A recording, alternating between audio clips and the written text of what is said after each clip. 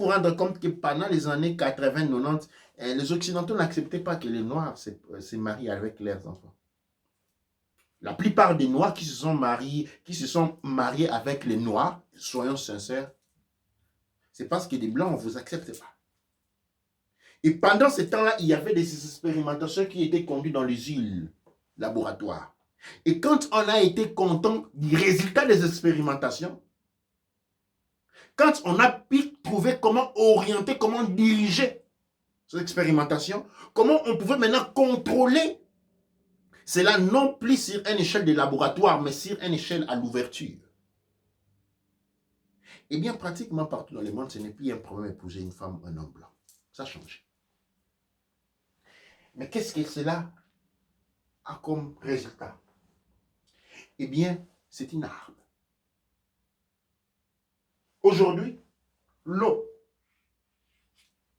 est empoisonnée. Ça signifie quoi empoisonner? L'eau qu'on boit aujourd'hui crée beaucoup de problèmes de santé.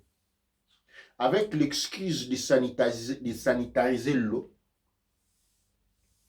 eh bien aujourd'hui, l'eau naturelle ne peut plus être bue, sinon on court de grands dangers de santé. La nourriture, on a appliqué différentes fragmentations et techniques d'implémentation ou de désimplémentation génétique. Les aliments ont varié. On a traité les aliments génétiquement, en les recombinant, parce qu'il faut en produire plus. Mais aujourd'hui, nous découvrons la réalité. Ce n'était pas. C'est vrai qu'il y a eu une augmentation de la production alimentaire. Mais ça, c'était l'excuse. Ce n'était pas l'objectif vrai. L'objectif est que la nourriture a été rendue aussi pauvre que nous ne sommes un peu plus forts. La nourriture n'est plus en mesure de nous nourrir. La nature est manipulée artificiellement, au point où elle perd de sa capacité divine. On crée des maladies dans les laboratoires. Les micro-organismes sont pris. Nous sommes en train de les voir avec cet Ebola blanc. Ne disons pas les noms, sinon on va tout de suite couper l'émission. Nous avons vu avec les sida. Nous avons vu avec l'autre Ebola. Que les maladies, au lieu de l'Organisation mondiale de la santé qui dit combattre les maladies, en réalité n'était en train que de combattre la santé.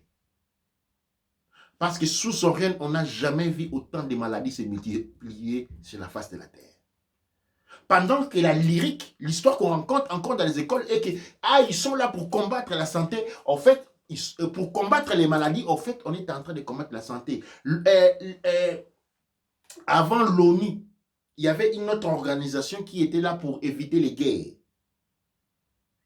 Et tout ce qu'on a eu, c'était des guerres. Et puis on a dit qu'elle avait échoué à sa mission, l'Organisation des Nations, on appelait. L'Organisation des Nations a échoué à sa mission, on a créé l'ONU. L'objectif, c'était celui d'éviter la guerre. Et depuis l'ONU, on a eu que l'explosion des guerres. On a eu que l'explosion des guerres. Et on parle maintenant des populations artificielles. Nous sommes en train de marcher sur la terre parce que nous pensons que pour être un être humain, il faut avoir un corps, des bras qui fonctionnent, des pas qui courent, une bouche qui parle. Non. L'humanité, c'est à l'intérieur de l'être. Ce n'est pas l'être, ce n'est pas la forme de l'être qui décrit l'humanité. C'est en fonction de nous qui pensons que l'humanité, en fait, dépend d'une forme physique, que des populations artificielles ont été introduites sur Terre. Et ces populations artificielles sont des populations qui sont complètement sous le domaine des APEP. Et comment vous faites pour découvrir un être artificiel? Eh bien, un être artificiel n'a pas d'empathie. Il tue sans raison. Il tue sans s'arrêter. Un être humain normal n'a pas cette capacité-là. Un être humain, même quand il est forcé à tuer, de lui-même faire commettre un meurtre, cela les hante. Mais les êtres artificiels n'ont pas ces problèmes-là. Et les êtres artificiels sont produits dans des laboratoires, comme on produit du pain dans les fours. On fait la pâte, on met à l'intérieur, 180 degrés, on sort. le pain, il est bon. On crée des êtres. Je sais que ce que je suis en train de dire pour beaucoup de vous, c'est immonde. Mais je vous assure, on crée des êtres de cette manière-là. Parce qu'on a trouvé, à travers les recombinations génétiques qui ont été faites, ok, quand on a commencé à mélanger les différentes races d'un même endroit, on a trouvé, ils ont trouvé la formule pour créer les types de personnes qui eux-mêmes. La peau n'est pas importante. Les couleurs de peau n'est pas important. Les couleurs de peau étaient indicateurs de certaines caractéristiques avant.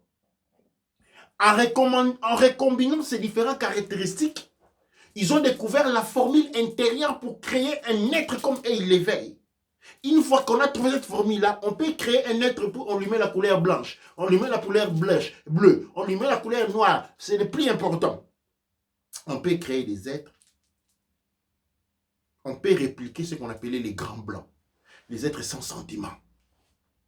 Donc aujourd'hui, même au niveau de l'Afrique, nous avons de ces êtres-là, de ces groupes-là, de ces populations artificielles, sans empathie, sans amour, et qui ne peuvent que tuer, qui ne font que tuer.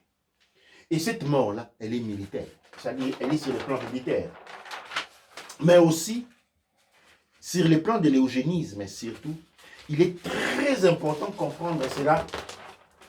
Je suis en train de tourner une page, j'arrive encore à tourner une page, non?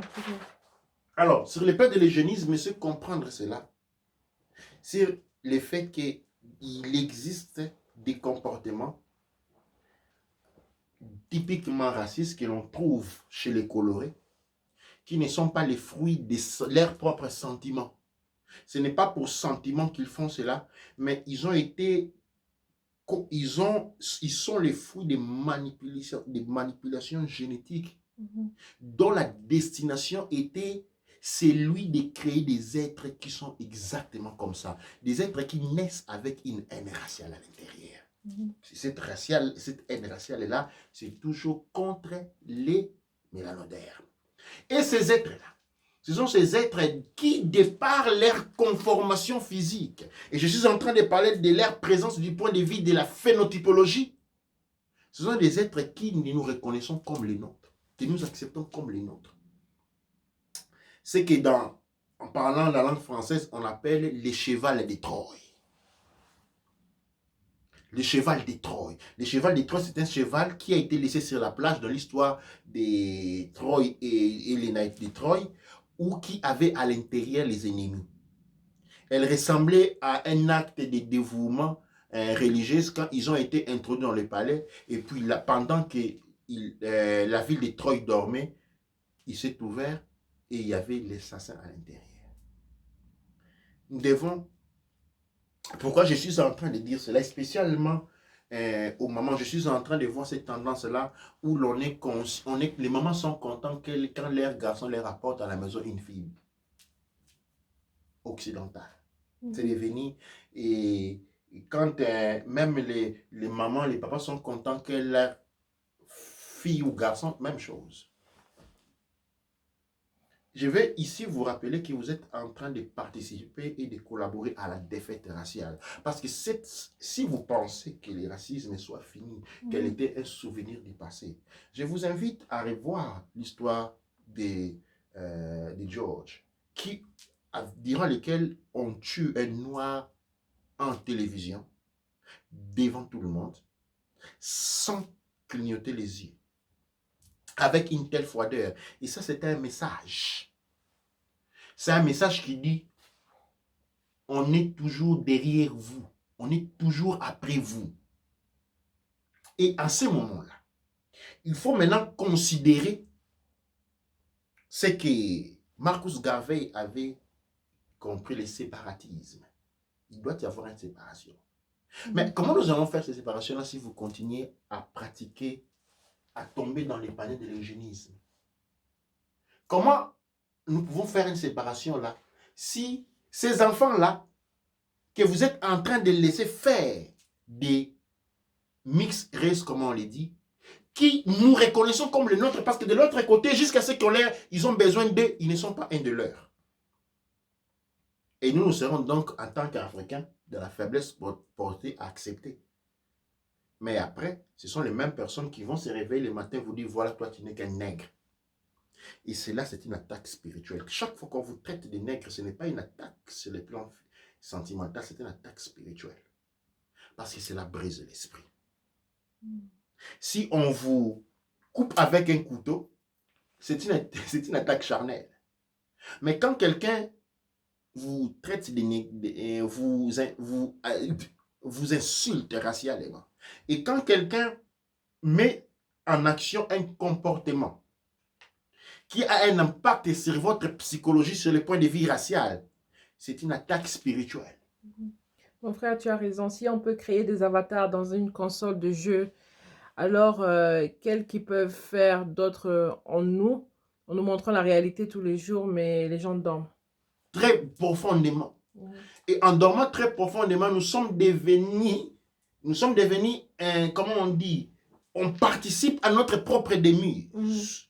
On est en train de participer volontairement à notre propre démise. Nous ne sommes pas vigilants. Nous sommes en train de penser, de voir un monde qui n'existe pas. Nous sommes en train de voir un monde qui n'existe pas. L'esclavage, ce n'était pas un mauvais souvenir. C'est un régime politique de nature économique présent et plus féroce qu'avant. Je vais vous rappeler que la dernière fois que nous avons fait cette émission ici, je vous ai fait voir que les salaires d'un esclave du XVIIIe siècle aujourd'hui correspond à la paye de 5 ouvriers qualifiés en Afrique. C'est-à-dire, aujourd'hui, l'esclavagisme gagne 5 fois plus qu'il gagnait à l'époque de Frédéric Douglass. Avant, 5 esclaves non qualifiés. C'est-à-dire, le salaire qu'on donnait à un esclave non qualifié du XVIIIe siècle, c'est ce dont on donne à 5 ouvriers qualifiés, dont un médecin, un militaire, une infirmière, une infirmière, un professeur et un chauffeur. 5 qualifiés sortant de l'université, dont les docteurs sortent de l'université, l'infirmier sort de l'université, les professeurs de l'université. Il n'y a que les chauffeurs et les autres qui ne sont pas d'université. C'est-à-dire, on a 5 qualifications professionnelles, dont 3 issues de l'université. OK? Ensemble, ils gagnent les valeurs économiques, monétaires capitalisées d'un esclave du XVIIIe siècle. Comment pouvez-vous dire que l'esclavagisme est fini? Soyons sérieux. Comment pouvez-vous dire que l'esclavagisme soit fini? Comment vous pouvez dire que le racisme, c'est un mauvais souvenir du passé? Dans la pratique psychologique, il y a un fait qui est enseigné. Nous appelons la main au-dessus de la mouche. Ce principe dit simplement c'est quoi? Quand je prends une mouche, on prend une mouche au laboratoire, on met sur une table, ok? Et on prend la main, juste votre main, vous la mettez au-dessus de 1 mètre. La mouche, quand elle regarde au-dessus, elle voit votre main.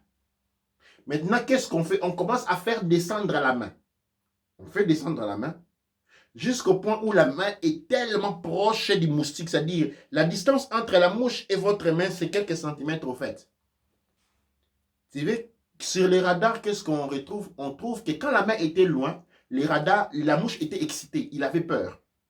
Parce qu'il voyait un danger. Il était en mesure de le voir. Ah, quand la main est devenue très proche, la mouche était calme. Il ne voyait plus les dangers parce que quand quelque chose est trop grand, elle devient invisible. L'esclavagisme, beaucoup d'entre nous pensent que l'esclavagisme et le racisme soient finis, tout simplement parce qu'il est devenu tellement grand qu'elle est devenue invisible. Mais avec ce qui s'est passé avec Floyd, nous sommes montés au-dessus et nous avons regardé. En fait, il est encore là, il n'est jamais parti. Mhm. Et nous devons prendre des positions. Aujourd'hui comme aujourd'hui, nous devons prendre des positions.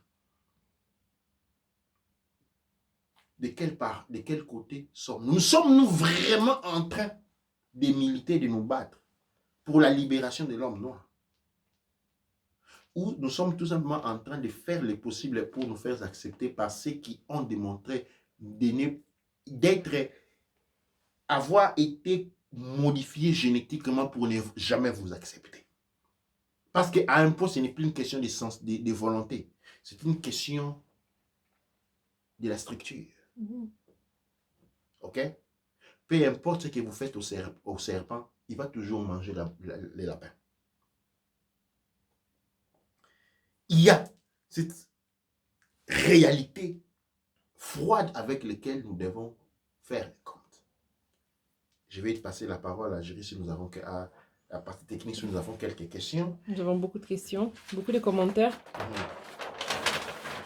Et aussi, je vais laisser, si nous avons possibilité à 5 appels seulement. 5 appels, ils ne pourront pas obtenir plus. Si quelqu'un, vous pouvez envoyer vos questions directement au téléphone, même pour après, nous pouvons continuer à vous répondre par après, au numéro, en utilisant WhatsApp bien entendu, 0044 73 09 55 75 45. Je répète, 0044 pour ceux qui sont à l'extérieur de l'Angleterre, 73 09 55 7545. Pour ceux qui sont en Angleterre, vous pouvez directement commencer par 073 095 57 545. Donc, nous allons commencer en attendant les autres questions ou en appel par les premières questions que nous avons déjà là. Ouais. Tous les messages que vous donnez, ils doivent être traduits dans notre langue maternelle africaine. Chaque langue est dans tous les pays africains.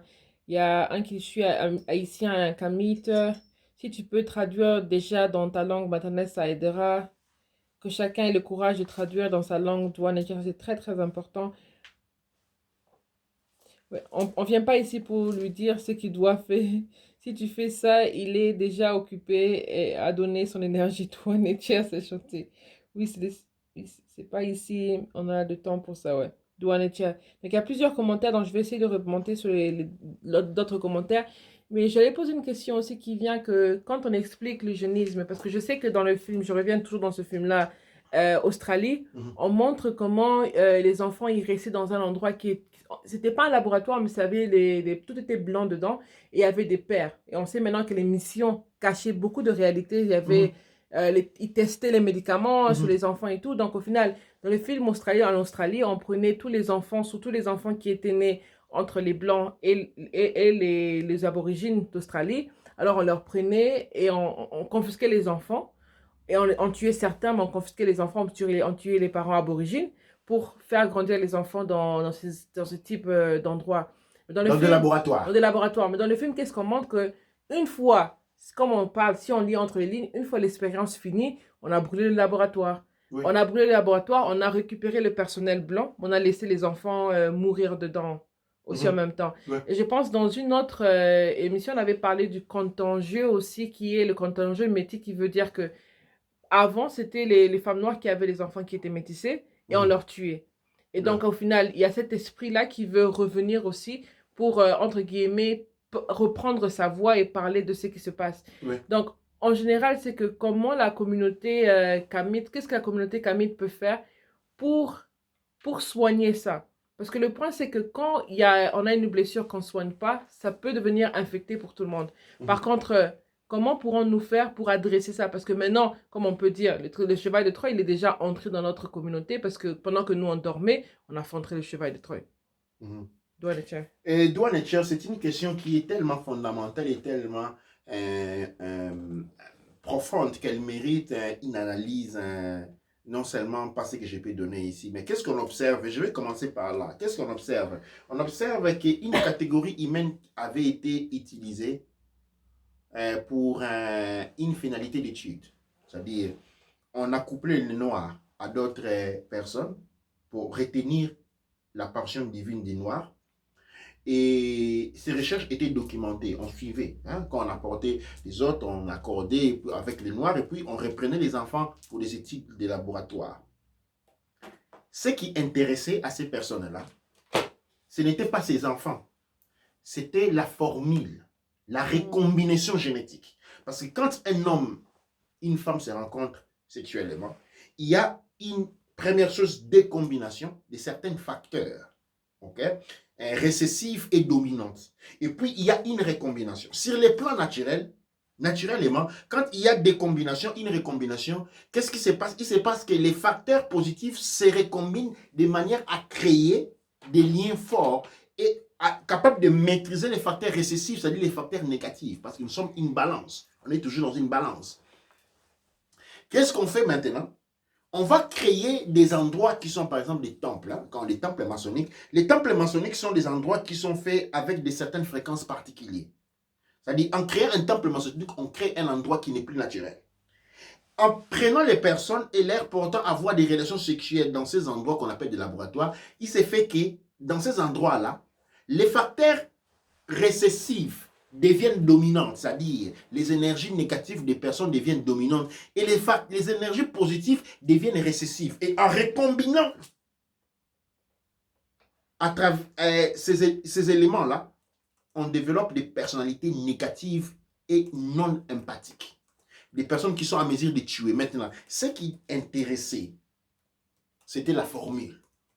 Une fois on réussit à avoir cela, eh bien, on tue les personnes. On les élimine parce qu'on n'en veut pas. C'est la formule qui intéresse. Maintenant, qu'est-ce qui se passe? Des milliers de ces enfants ont été tués. Hein? Vous vous souvenez de l'histoire du comédien, l'acteur comédien sud-africain, dont je ne me rappelle jamais le nom. Comment s'appelle le comédien sud-africain encore? Trevor Noah. Trevor Noah, qui lui devait se cacher, dire qu'il était albinos. Parce que sa mère était noire. Et le père était blanc. Il devait se cacher.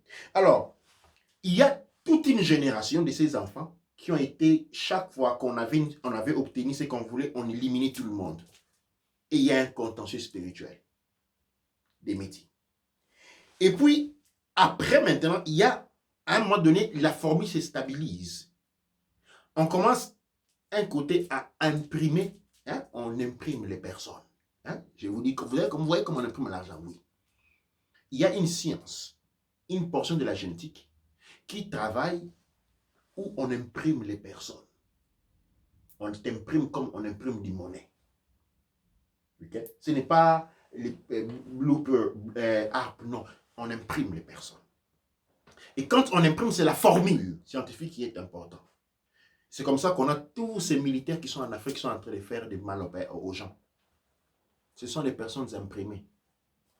Dans la littérature ancienne, on parlerait des démons qui marchent en chair et en os, mais ce sont des gens qui sont imprimés. On imprime le caractère qui a été obtenu, c'est-à-dire en lui donnant une certaine portion de l'âme noire et en favorisant l'émancipation, la recombinaison des facteurs récessifs, c'est-à-dire c'est une personne capable d'être habitée par les forces démoniaques parce que l'énergie corps, l'énergie principale de cet être-là est une énergie de basse fréquence, une énergie, ce qu'on appelle les énergies micro-ondes.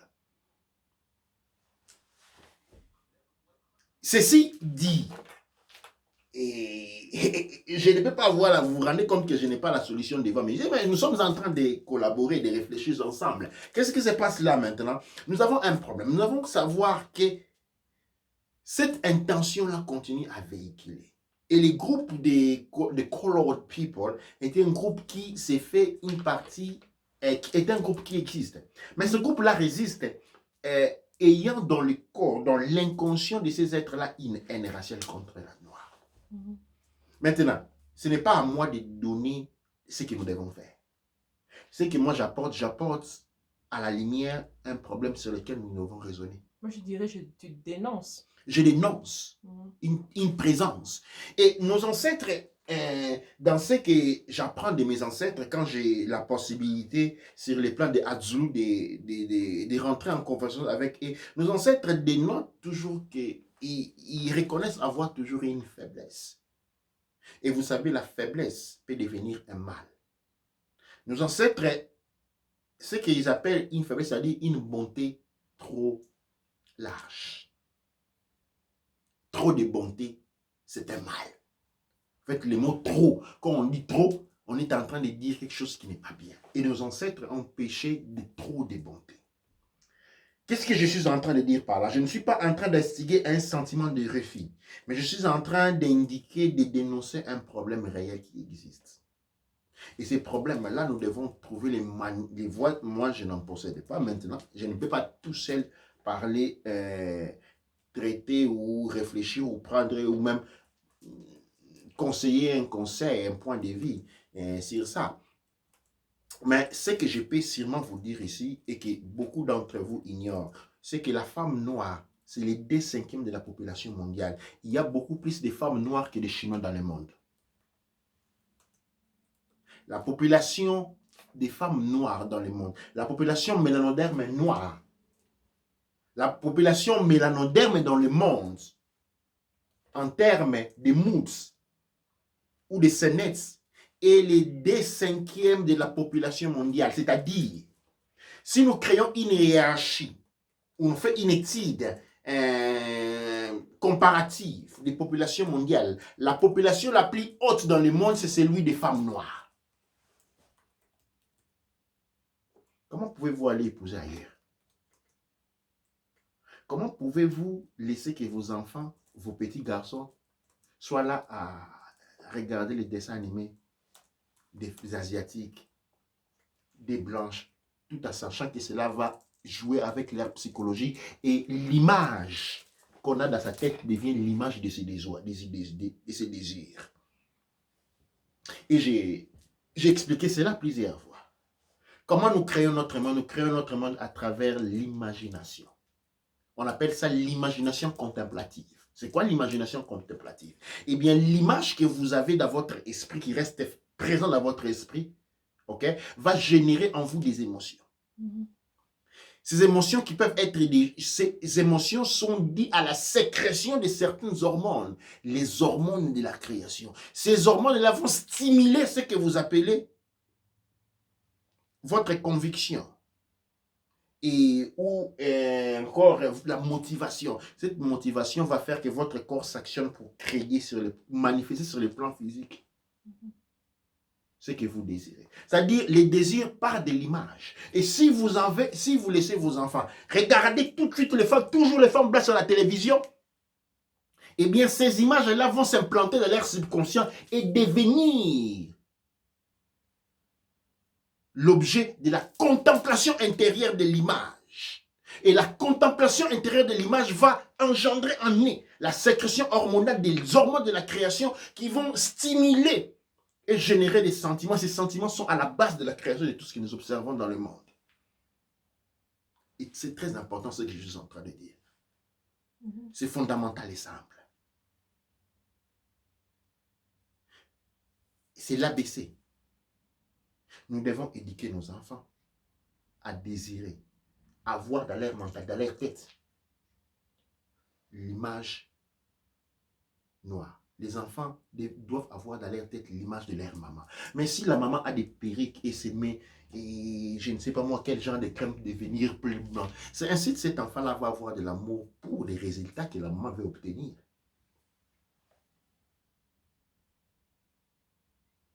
Si le papa se comporte de manière complètement atypique et non africaine, et c'est normal que cette fille, dans son imaginaire, perçoit l'image que le papa veut ressembler, celui d'un blanc. Et donc, dans son imaginaire, il n'y aura qu'un blanc. Et à la fin, c'est quoi? Nous sommes en train de contribuer à notre propre défaite par notre comportement journalier indécor. Du point de vue de la dignité raciale et de la dignité humaine. Parce que quand vous n'êtes pas en mesure de vous représenter dignement, vous êtes non seulement en train de pécher contre votre race, vous êtes en train de pécher contre l'humanité qui veut que chaque groupe se représente de cette manière. Je ne vois pas un serpent en train de penser au lion. Je ne vois pas une souris en train de penser ressembler à un serpent. Je ne vois pas un gorille en train de penser comment marcher comme une zèbre. C'est pourquoi la nature est un grand dessin, un grand tableau d'enseignement, parce que la nature se comporte exactement comme les créateurs le veulent. Et nous, en regardant comment les animaux se comportent, nous pouvons apprendre la volonté du créateur. Et donc, nous avons un devoir, spécialement les mamans. Je vous vois, je vous regarde. Vos enfants ne parlent que les langues étrangères.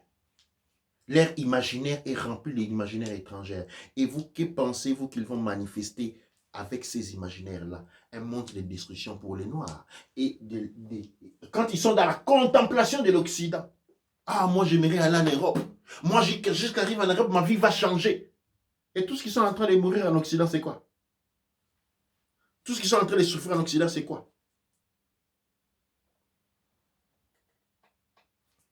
Une étude de 2015 d'une association indépendante hollandaise a fait une enquête sur la situation immigratoire des Africains en Europe. A découvert avec amertume que seulement les 14% des Africains présents en Europe sont régularisés du point de vue des documents. C'est-à-dire, encore en Europe, on vit en temps de ségrégation. C'est quoi une ségrégation? La ségrégation signifie une séparation. Parce que quand on dit un groupe de personnes ont des papiers, un groupe de personnes n'ont pas de papiers, et ceux qui ont des papiers ne représentent que les 14%, ils ont droit à ça. Les autres n'ont droit à rien. On appelle ça la ségrégation. Et si vous voulez que je sois encore plus précis, on appelle ça de l'apartheid. Régime de séparation. Allez faire les devoirs, allez prendre toutes les définitions que je suis en train de dire. Regardez, c'est l'apartheid. Nous sommes en train de vivre en apartheid parce que la plupart des Africains vivant en Europe n'ont pas de documents, n'ont pas de droits. Et ça, c'est l'apartheid. Et nous devons remarquer combien nous sommes en train de contribuer de manière active ou inactive à ces résultats-là, par notre inconsistance, par notre insouciance, par notre insensibilité.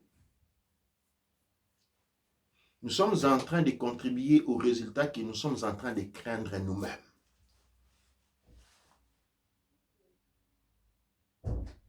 Nous sommes en train de contribuer aux résultats que nous sommes en train de craindre nous-mêmes. C'est-à-dire, il doit y avoir un dégagement de conscience. Il doit y avoir un dégagement de prise de conscience. Nous devons évaluer nos propres actions. Nous ne devons pas toujours là à regarder les autres, à nous critiquer du matin au soir, à regarder nos propres actions, parce que si rien n'est en train de marcher, il y a un principe qui parle de l'esclavagisme, du racisme, qui dit que pour que le racisme puisse continuer à exister, chaque blanc doit devoir être un raciste. Grande définition, c'est très simple. Aujourd'hui, là, tout le monde sont sortis à la rue pour Charlie. Mais attention, le Charlie n'est qu'un fait. Je vous citer le nom de quelqu'un d'autre à qui c'est arrivé en 1991. Si vraiment l'on veut aider les Noirs, eh bien que les Français sortent dehors, qu'ils fassent des manifestations pour que la France retire ses troupes militaires de l'Afrique. Et que tous les militaires français qui sont en train de violer les femmes partout en Afrique soient portés au tribunal. Que les Américains blancs sortent dehors pour demander à leur gouvernement, protester pour que leur gouvernement arrête d'aller faire des guerres partout dans le monde, déstabiliser partout dans le monde. Renoncez à votre privilège blanc dans le lit de travail, où vous êtes mieux traité, mieux payé, parce que vous êtes blanc. Si vous voulez vraiment, dites que vous êtes hors du racisme, vous devez avoir un comportement de conséquence. Renoncez au privilège blanc pour dire où on est, où cela ne doit plus être un privilège blanc, c'est-à-dire ça doit être un privilège de tout le monde, ça doit être un privilège de l'humanité. Et par conséquent, pour démontrer que je suis contre ces racismes-là, je renonce à ces privilèges-là, je vais être traité comme tous les Noirs ou les autres Noirs. Parce qu'aller protester, c'est trop facile. Et aller protester pour la mort de George Floyd, c'est trop facile. Ça, c'est notre deuil, c'est notre funérail. Vous démontrez que vous êtes capable, sinon vous êtes en train de participer au racisme. Et comme je disais, pour avoir le racisme, il faut la participation consciente, inconsciente, directe ou indirecte de toute la population blanche du monde. Pour que la race noire aussi soit dominée, il faut la participation de tous les noirs dans le monde à cette situation de domination. C'est-à-dire que nous avons accepté l'inacceptable. Combien de noirs tue-t-on chaque jour? Combien de morts y a-t-il en Afrique chaque jour? Combien de femmes violées y a-t-il en Afrique? Eh bien, pour nous, c'est devenu juste des... Comment on appelle ça? Des hebdomadaires. C'est vrai que les enfants noirs, les enfants blancs de l'Alabama, dans les années 60, chantaient que quand on est policier, on peut tuer un noir légalement. Mais nous aussi, nous avons été convaincus de cela. C'est aussi donné que dès qu'il y a eu je suis Charlie, tout le monde s'est emballé, je suis Charlie. Parce que ce n'est pas droit, ce n'est pas correct de tuer un blanc.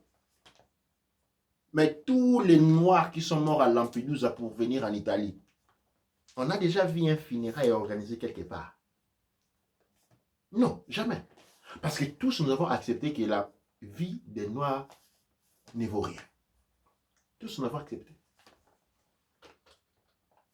Si les blancs participent au racisme, tous, de manière directe et indirecte, eh bien, nous, les Noirs, nous participons tous à la discrimination raciale de manière directe et indirecte parce que nous avons accepté cet état des choses. Et quand bien même je parle de cela, beaucoup d'entre nos propres frères noirs disent, voilà toi, il ne faut pas parler de ça, occupe-toi de ta propre vie, laisse tomber ces autres. Parce que nous acceptons cet état des choses. C'est pourquoi la séparation est nécessaire. Pourquoi nous revenons sur l'étape de la séparation? Parce que nous avons besoin de nous guérir entre noirs. Nous avons besoin de nous accepter, de nous revaloriser, de nous comprendre pour afin participer au concert des nations. Doua de Tchè.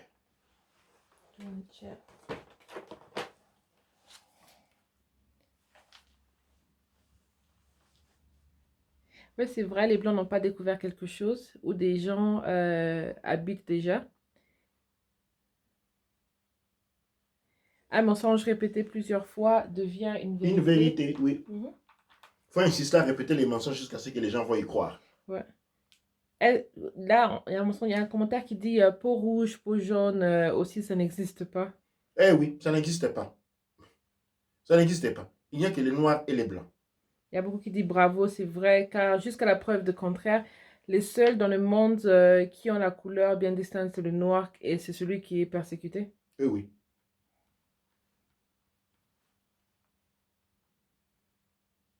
Moi, je ne suis pas ces gens-là, c'est des hypocrites. Je pense que c'est les personnes dont tu parlais il n'y a pas longtemps.